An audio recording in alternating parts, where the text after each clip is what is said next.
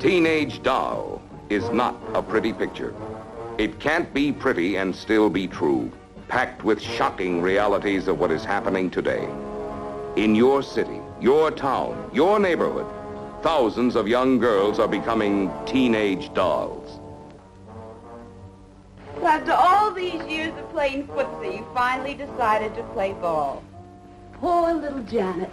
Always wanted to move uptown, but never had enough guts to do anything about it. Shut up. So now she's going to go, but she don't want to admit to her kid sister. Girls who learn the naked facts of life too young, too soon, and the hard way.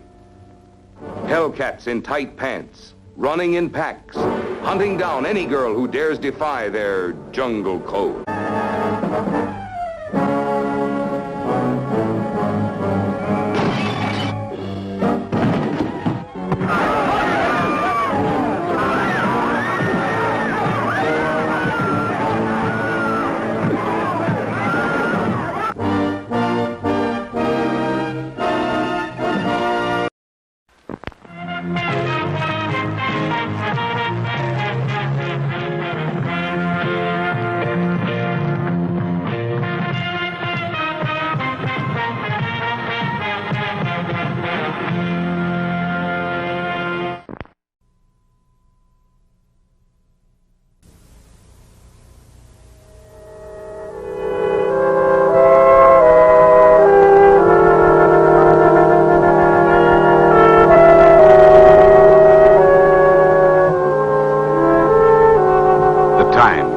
September the 11th, 1952, morning.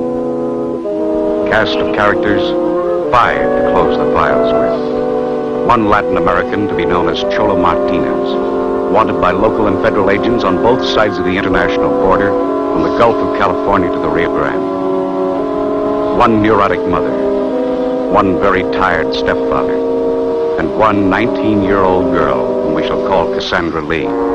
An arrested narcotic case with an 18-month history of heroin addiction. And one police officer, myself, Lieutenant David Jason, City Police Department, Narcotics Division.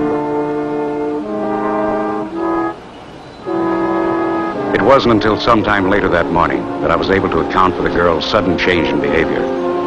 Cassandra hadn't seen Martinez since the day he disappeared in the desert north of the Mexican border close to 3 months ago. Nor had anyone else. His appearance now was unaccounted for.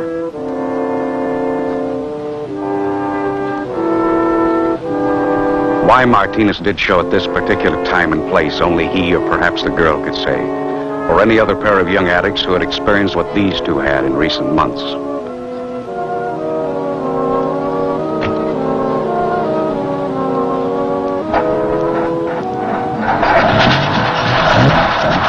Martinez was still very much at large. But the Lee girl was now involved in the legal process of being transferred to the Federal Narcotic Hospital in Kentucky as a ward of the juvenile court.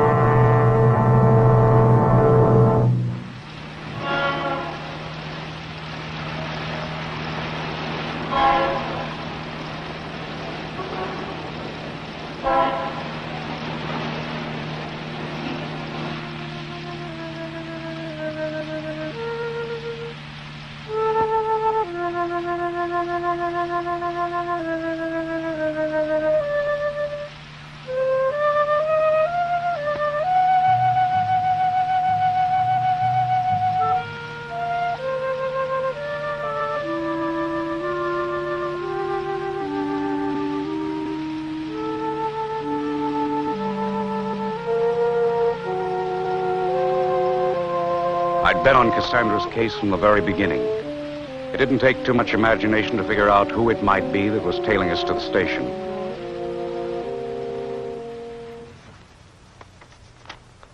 Code Narco Red. Miguel Martinez, alias Choro, 5'7", 140, of Mexican origin. 37 Ford sedan, south on 42nd Street. Destination Southern Pacific Station. Approach with caution, he may be armed. Total Red, Miguel Martinez, alias Choro, 5'7", 140, of Mexican. Under the circumstances, there was some question as to whether Cassandra would try to make a move to alert Martinez. So I kept her close to me. She now had sufficient reason to hate Martinez. But I still couldn't be sure of what she might do if he got close to us again. Addicts have a strange code of ethics.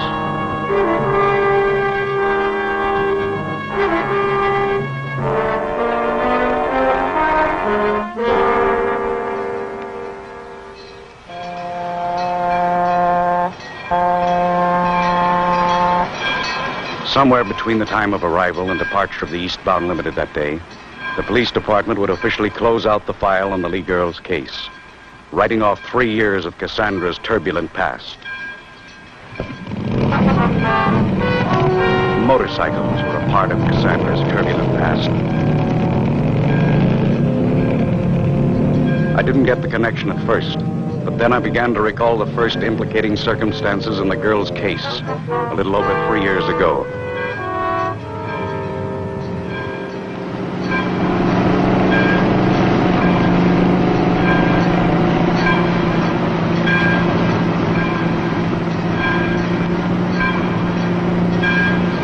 It began in the summer of 1949, several weeks before school started.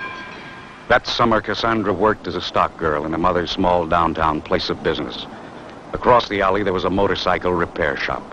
It was here that Cassandra first became acquainted with Russell Packard and his motorcycle pals, a fast bunch of kids all suffering in various degrees from the same kind of emotional insecurity that Cassandra had been afflicted with during a lifetime of being bounced from the knee of one stepfather to another by a much-married mother. Mrs. Lee's lack of sympathy for the problems of the teenage personality, coupled with the frustration of knowing that she had somehow failed Cassandra as a mother, fomented emotional situations between mother and daughter that played havoc with the emotional stability of both.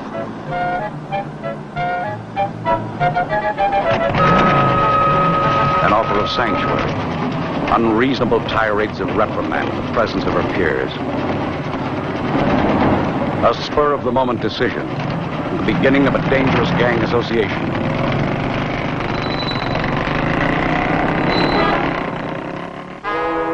Later that same day, at an old abandoned stadium just outside of town, Cassandra encountered one of the most damaging aspects of many of today's youthful gang associations. Reefers, marijuana, one of the lesser narcotics whose use often constitutes the first faltering step toward addiction to the harder drugs. And now, as the newest member of this gang of kids to whom the use of marijuana had become the big-time thing, Cassandra found herself the target of one of the most devastating social pressures existing among our teenage population today: conformity to the group pattern.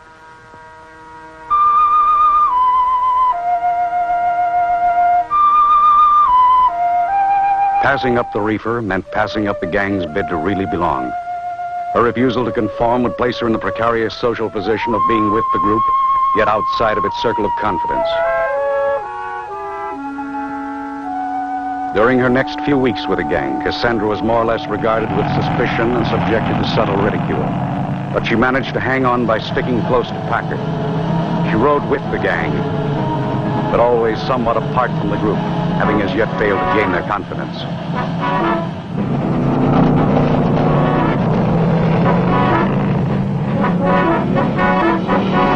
With the passing of time, Cassandra became more accustomed to the kids and their use of marijuana, but never to the feeling of being an outsider.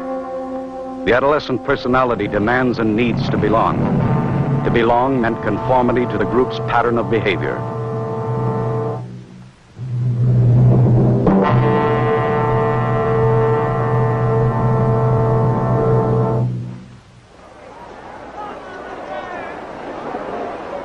By the end of the following school year, Cassandra's personality had undergone a gradual yet drastic change. She'd become irritable, reticent, and pointedly antisocial. Old friends that she'd once palled with at school now made a practice of going out of their way to avoid her. That is, all but one. A kid by the name of Johnny Adams. The boy who was always seen waiting to take Cassandra home each day after school. Johnny was the fall guy who refused to believe that she had somehow changed. But then, Johnny was perhaps the only person in Cassandra's young life who had a genuine regard and affection for the girl. So Johnny waited.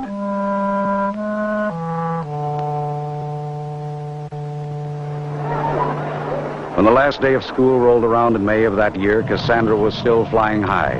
But her scholastic average during her last year of high school had fallen to its all-time low. The possibility of college, which had once counted on heavily as an avenue of escape from home and family, was now completely out of the question. Her school days were behind her, and Cassandra was frightened. But there was an out. Johnny was still waiting.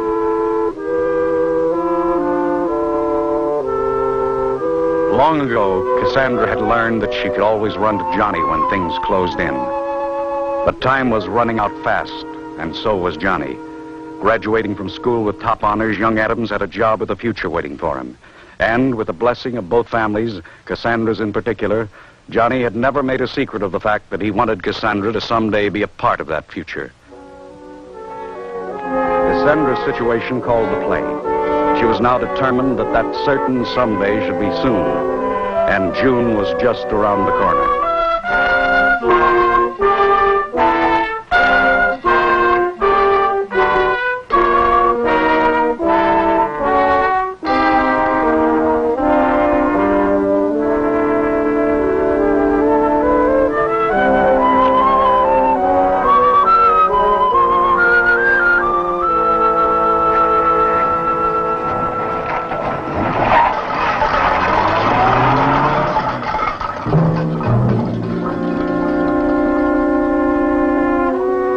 Emotionally immature and badly maladjusted, Cassandra was ill-prepared for the adjustments and routine responsibilities of married life.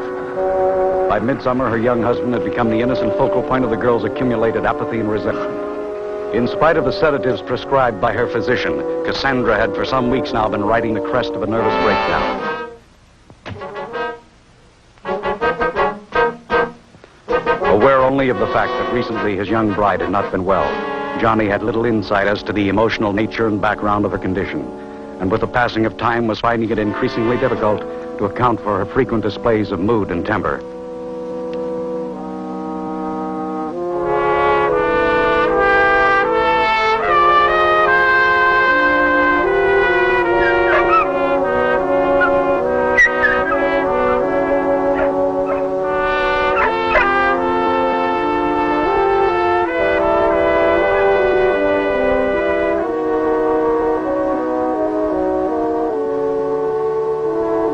Johnny's family physician had diagnosed Cassandra's problem as one of post-marital adjustment. His panacea was a few words of wisdom and a bottle of sleeping pills. Johnny's solution to the problem was equally superficial, being based upon Cassandra's habitual complaint of boredom during the long hours of the day while he was at work. The novelty of owning and caring for a dog did absorb a great deal of Cassandra's time and attention during the next few weeks. But Johnny's dog, like the doctor's sleeping pills, was hardly the answer to Cassandra's problem. Deep within this girl's emotional makeup was an impelling fury of discontent that was immune to medications and momentary diversions of interest.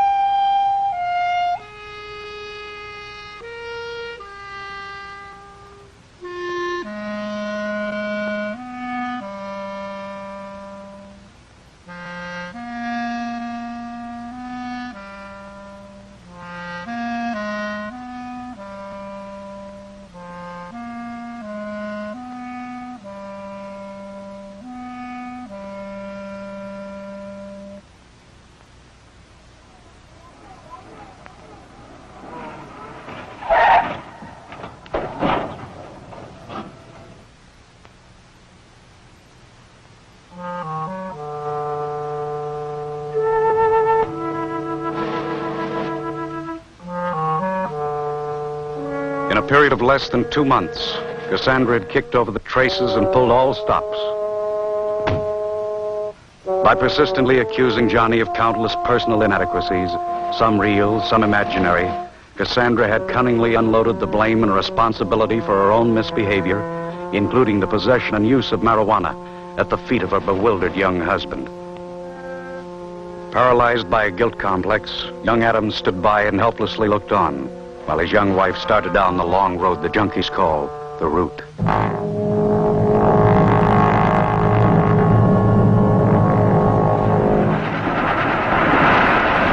Johnny's employer was the first to notice the change that had come over young Adams.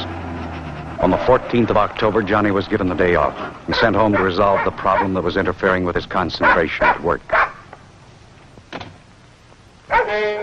An overturned trash bucket. The dog, perhaps.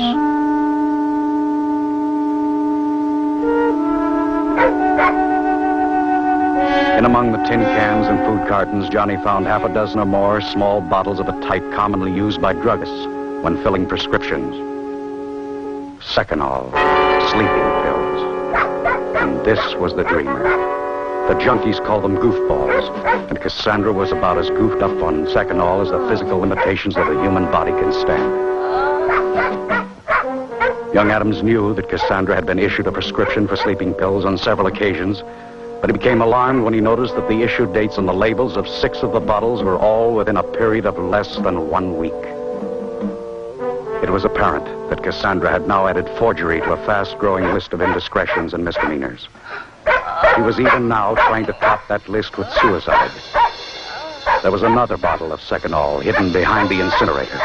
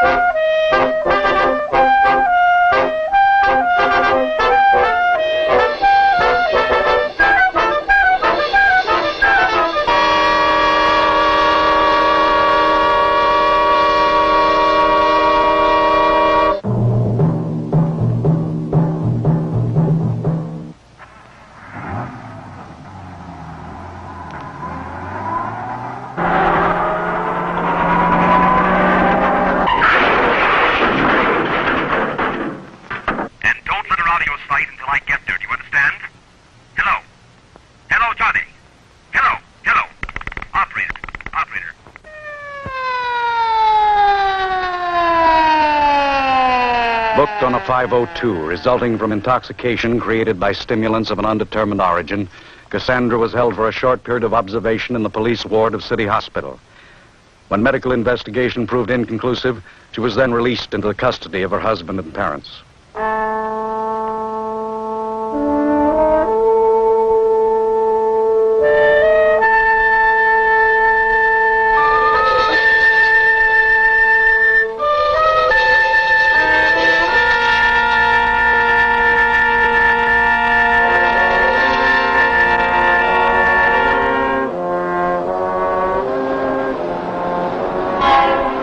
A telephone call from the Lee home in the middle of the night on November the 2nd wrote Cassandra's name on the police blotter for the second time. This time as a missing person.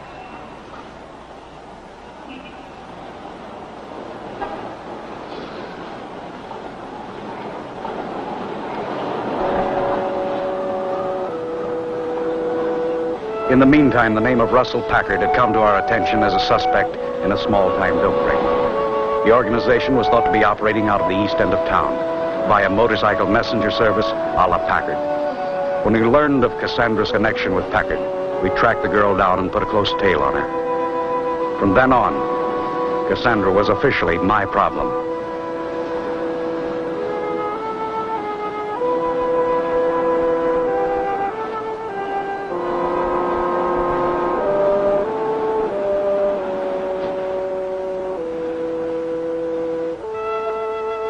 We were tailing Cassandra in the belief that her trail might lead us to Packard, and consequently into the dope ring's operational headquarters.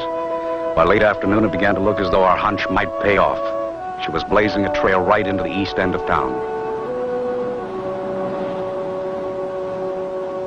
The lead was just beginning to look promising that afternoon when the trail came to a dead end at one of those high-type flop houses down along Skid Row. When I saw Cassandra buttonholing a couple of junkies lounging around the hotel lobby, I realized that she was trying to get a lead on Packard herself. When I walked in, the girl was still asking questions, so I obliged her by answering a few. I told her I'd recently bought some junk from a guy by the name of Packard at a little joint over near 3rd and Main. Offered to drive me there for a look-see.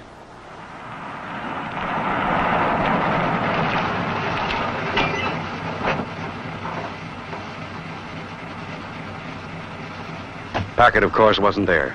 But the fake lead I'd thrown Cassandra's way bought me into her confidence. When she got back into the car, she told me she had a couple of hunches she'd like to run down. Wondered if I'd mind driving her around a couple of other places. These other places she had in mind were some of the sleaziest joints in town. When she came out of the one they called the Club Cabaret, I could tell by the expression on her face that she'd gotten the word from someone. The word took us into the old warehouse district down by the river, a section of town where the cops like to walk their beats in pairs.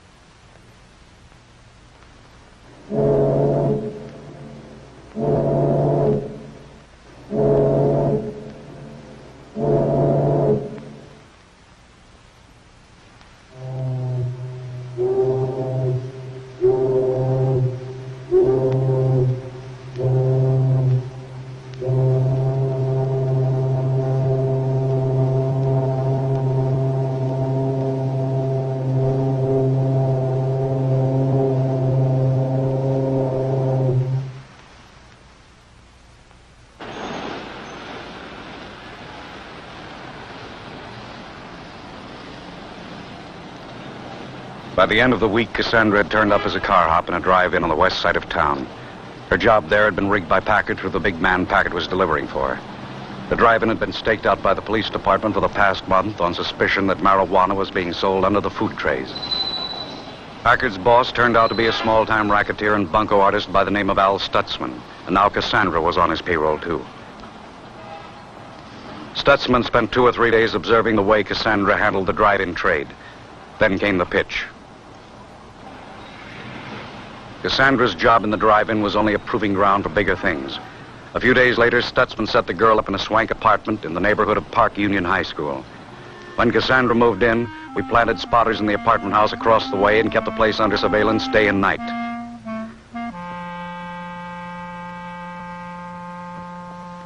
Cassandra had been recruited by Stutzman to expand his traffic in marijuana. Along with the apartment, Cassandra was given the job of holding open house and playing hostess to the teenage bop crowd from the neighboring high school. But Cassandra was finding it hard to keep her mind on business. The junk Stutzman had given her to sell to the fast crowd from Park Union presented too much of a personal temptation.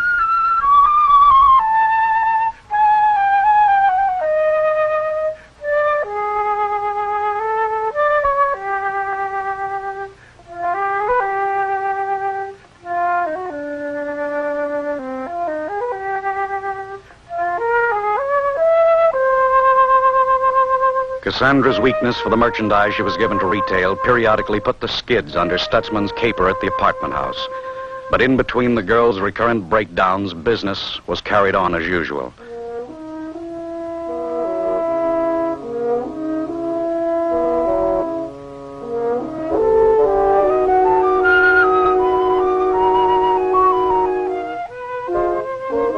By the end of the month, we had most of the necessary information we needed to pin a conviction on Stutzman.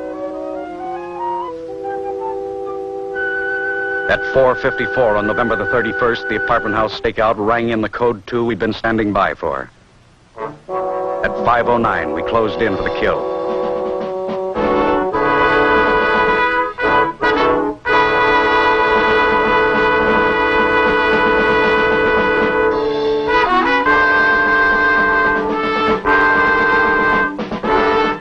The raid on Cassandra's tea party miscarried. The minute we hit the front door, someone in the kitchen flipped the switch on the garbage disposal unit, pulverizing the critical evidence we needed for a conviction. We'd fumbled badly, but we hadn't lost the game yet. We still had Cassandra. If she were handled the right way, the Lee girl was a possible for state's evidence against Stutzman.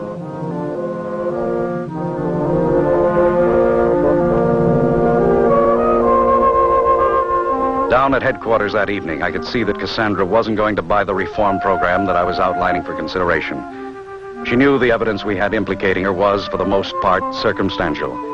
But, on the other hand, the girl was smart enough to realize that what little we did have was just enough to make things uncomfortable. She finally expressed a certain willingness to cooperate.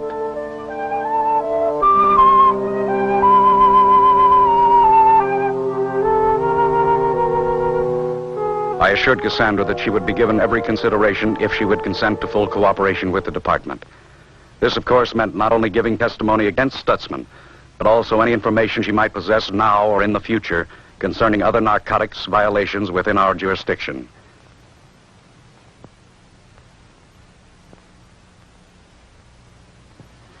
Cassandra wasn't fooling anyone but herself. Addicts have but one loyalty, to themselves and their all-consuming drug habits. When circumstances threaten their freedom to pursue those habits, behavior is motivated by the most primitive of animal instincts, self-preservation and survival of the fittest.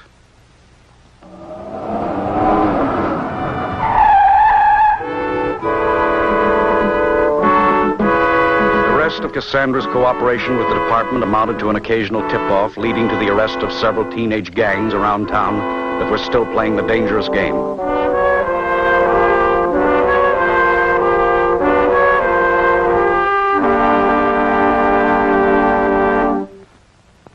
Cassandra's probation period expired on the 1st of May of the following year.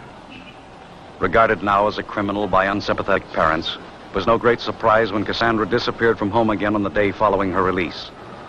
Required to live in the home of her mother and stepfather during the probation period, Cassandra had evidently found little change in the home environment which had compelled her initial flight into the world of drugs and dreams.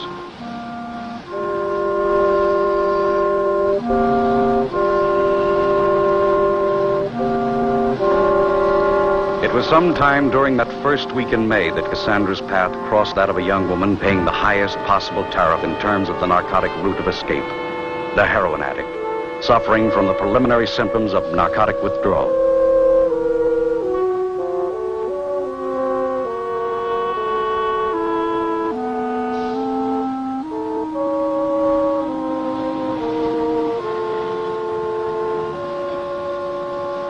The young woman to whom Cassandra was being the Good Samaritan was one Margot Rossi, the wife of a young hood serving a long term in the state penitentiary. Margot had once made the fatal mistake of trying to fill the vacuum in her life. First with drugs in general, then heroin in particular. Now, when deprived of that drug for any length of time, she was tortured by the cruel sickness of narcotic withdrawal. Though from entirely different socioeconomic backgrounds, these two young women had much in common, and built upon this common ground was the beginning of a new and dangerous association.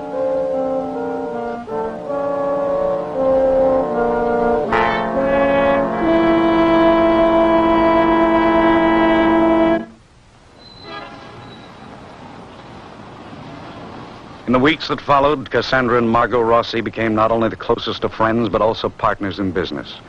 Margot had resorted to devious means of supporting her expensive drug habit.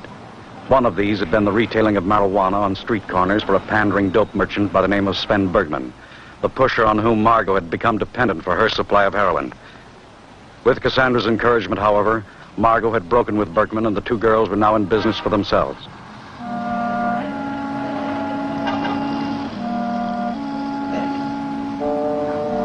When the word got around town that a couple of girls were dealing in marijuana, Cassandra and her business partner began to realize a monopoly on the local weed market.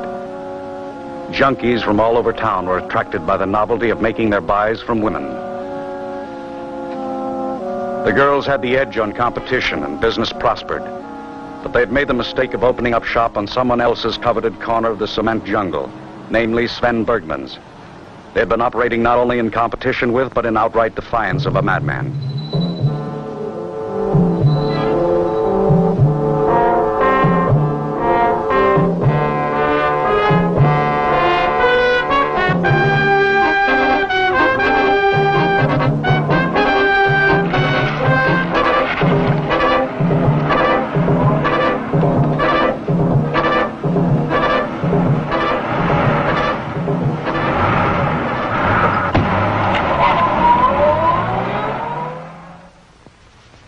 For any young addict to have known this man was to become his slave, and Margot Rossi had been one of his so-called employees. Reforging the shackles and shortening the chain on one of his renegade slave employees was simply a matter of increasing the mainline jolt of heroin, thereby increasing the slave's dependency upon the master and his supply of the drug. Cassandra had encouraged Margot to break with Bergman, but Margot, unfortunately, had neglected to inform her young friend of the sinister circumstances involving her relationship with her would-be ex-employer.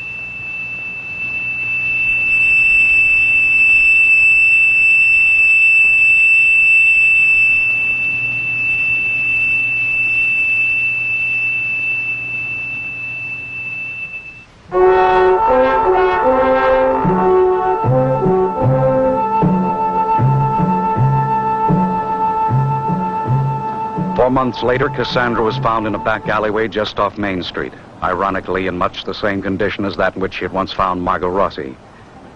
Picked up by an officer from the narcotics detail and taken to the county hospital, her condition was diagnosed as acute narcotic withdrawal symptoms.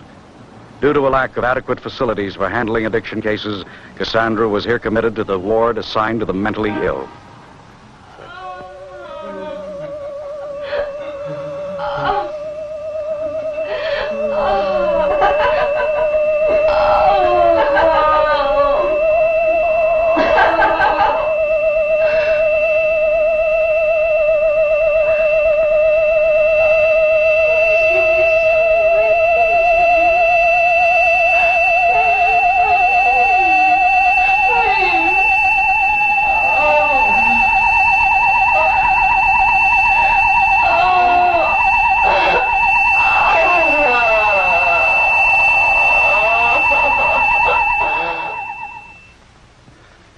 Shortly after Cassandra's commitment to County Hospital, the press renewed their war of words against the city's ever-growing narcotics problem, and this time with bitter invective. City Hall countered with an appropriation to increase the manpower of the narcotics detail, and we followed up with Operation Cleanup.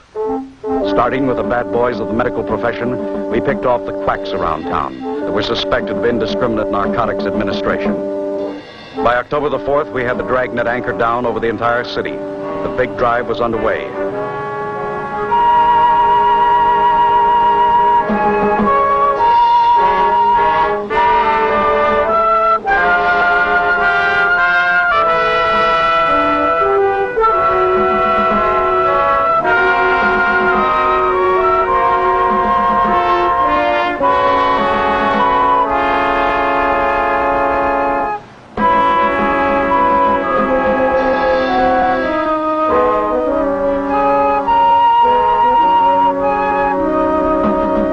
Clean sweep all the way down to the bottom of the barrel. But it wasn't the pure and simple case of cops and robbers that it appeared to be on the surface.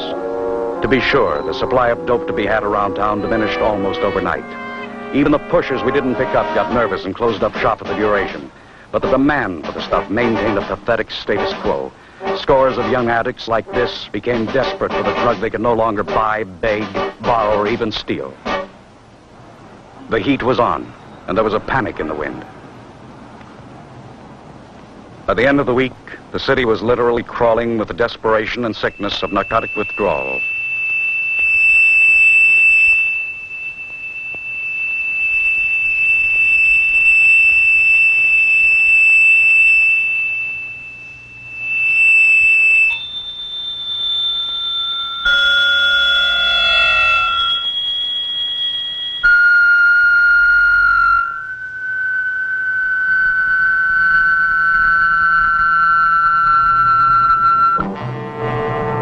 Some we found dead.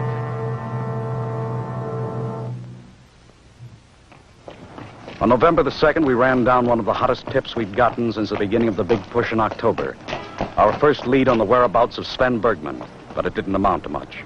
It would have taken something like the assistance of the state militia to have smoked Bergman out of that complicated maze of tunnels comprising the municipal storm drain. It was about 2:30 in the afternoon that day when Bergman gave us the slip. On the other side of town, about 6 miles away via the storm drain, the Rossi girl waited to keep an appointment of mercy with an old friend. The Lee girl, in the meantime, had been transferred out of County Hospital into a private sanitarium. The family's choice of an institution, however, had been a poor one. Inexperienced in the handling of narcotic addiction cases, the sanitarium staff sadly underestimated the perverted will and determination of the addict.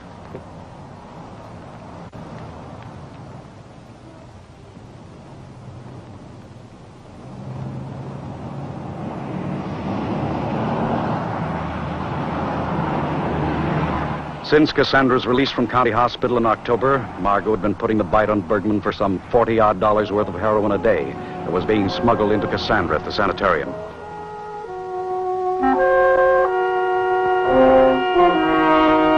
After the police had tried to put the screws on him that afternoon, Bergman evidently figured the tip-off the police had gotten was someone's backhanded way of canceling out a sizable debt resulting from the purchase of heroin on credit. Someone like Cassandra Lee and Margot Rossi. One of Bergman's jealous competitors gave us the tip, but Margot Rossi took the rap.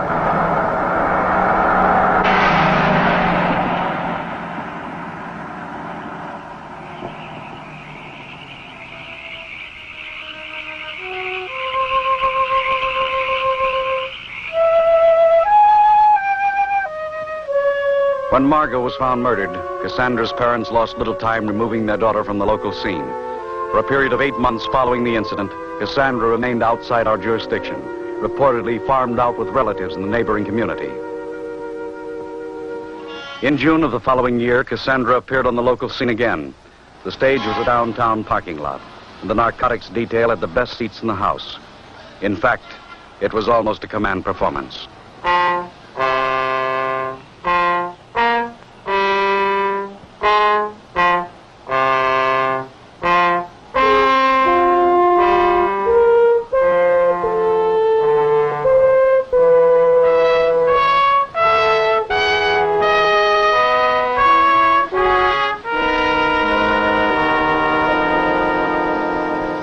When Cassandra was hustled out of town by her parents in November, the girl was still a confirmed heroin addict, haunted by the incessant demands of her drug.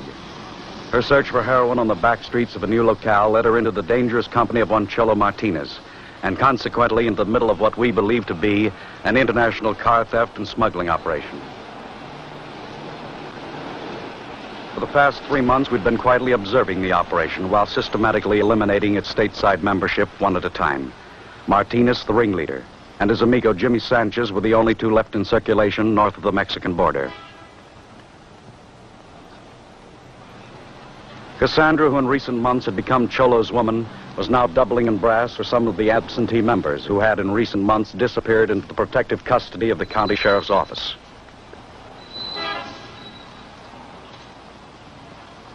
After 3 months of legalized kidnapping, we'd finally succeeded in forcing Cholo's hand. He and Sanchez were trying to pull a job by themselves. To this very end, we had carefully deprived Martinez of his organization of addicts and thieves. With only a skeleton crew now, composed of Cassandra, who at the moment was doing a masterful job of distracting the parking lot attendant, and Jimmy Sanchez, a mental defective, it was almost certain that Martinez would take the stolen car directly to the rendezvous point on the Mexican border, where it would then be sold in exchange for wholesale quantities of heroin.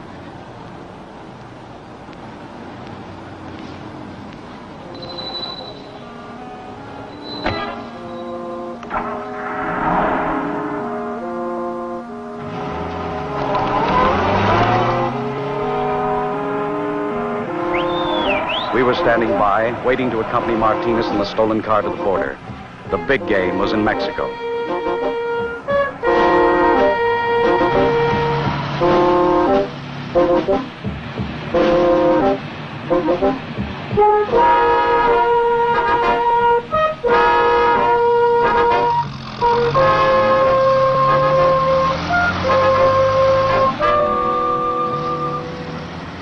"11 hours later, Martinez, Cassandra Lee, and Jimmy Sanchez were racing across the open country north of the Mexican border, headlong into the final phase of our setup. Every highway leading into Mexico within a radius of 70 miles of the estimated point of entry was blocked by deputies from one of several border county sheriff's offices, with whom we'd been in radio contact since the time of our departure.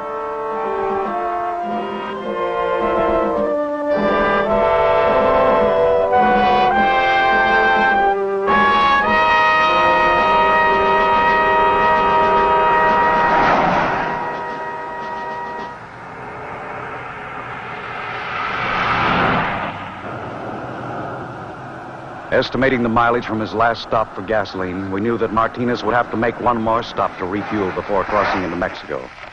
To carry out the rest of our plan of action, it was mandatory that we separate Sanchez from Martinez at a point somewhere near the border. The Mexican police were standing by, waiting for certain vital information we expected to get from Sanchez.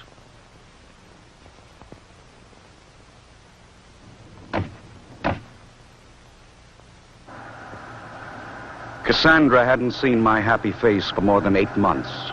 It was quite a shock.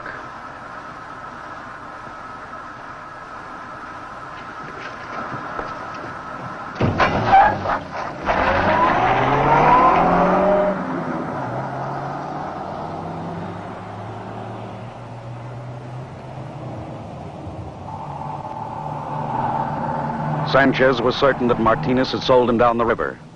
Under such ideal circumstances, we knew it wouldn't be hard to make Sanchez talk.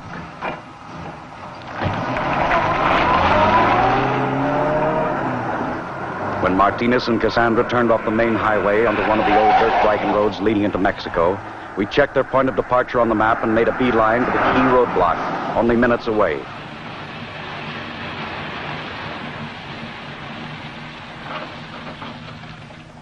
The original plan of action had been to allow Martinez to break through any one of the several roadblocks, at which point the sheriff's men were to have taken up the chase, tailing the stolen car into the rendezvous area in force.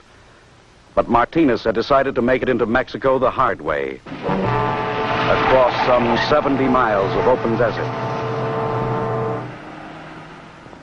In the meantime, Sanchez had given us all the information the Mexican police would need to bottle up the works in Mexico. The rest of the show was now up to the men from the sheriff's office.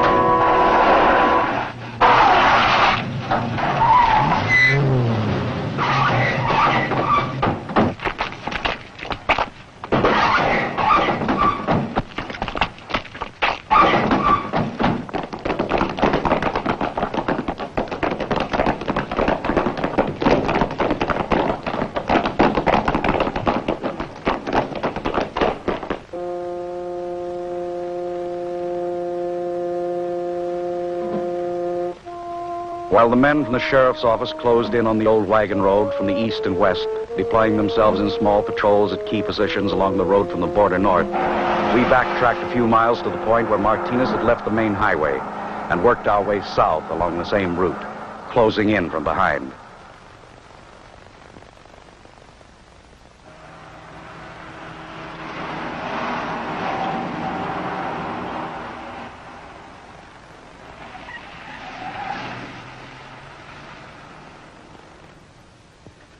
One hour and 20 minutes later, the patrol, observing the last 3-mile section of wagon road north of the border, could report having sighted only one vehicle in transit. And that one was ours. Then one of the patrols, about 50 miles to the north of our last checkpoint, spotted what appeared to be the reflection of the sun by glass in the rocks above a dry canyon wash. Investigation of the light source quickly explained why none of our patrols had been able to track the stolen car into Mexico via the old dirt wagon road.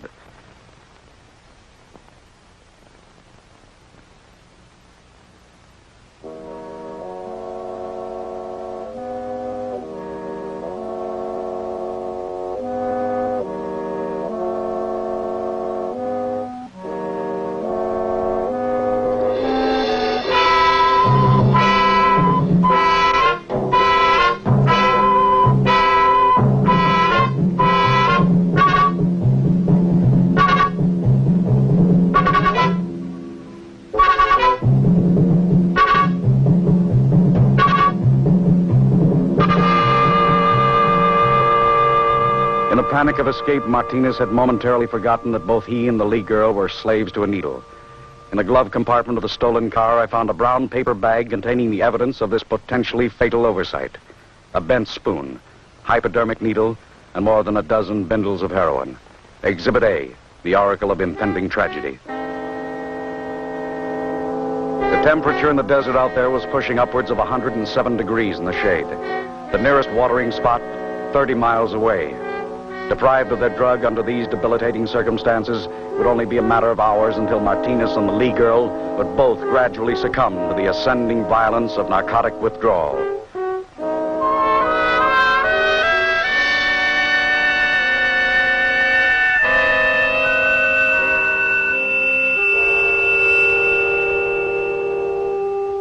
On the morning of the following day, we found ourselves confronted with the problem of too much desert and too little time. Using every available man the sheriff's office could muster, we began the massive yet necessary task of combing every inch of desert within a 15-mile radius of the canyon where the car had been found.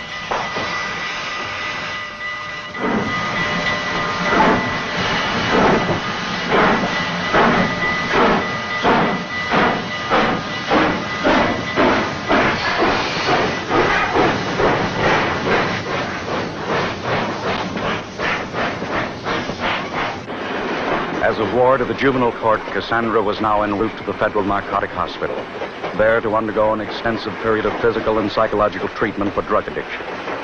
But in the end, there is no certainty that the results of such treatment will ever be permanently effective. Where most stories end, Cassandra's may have only just begun.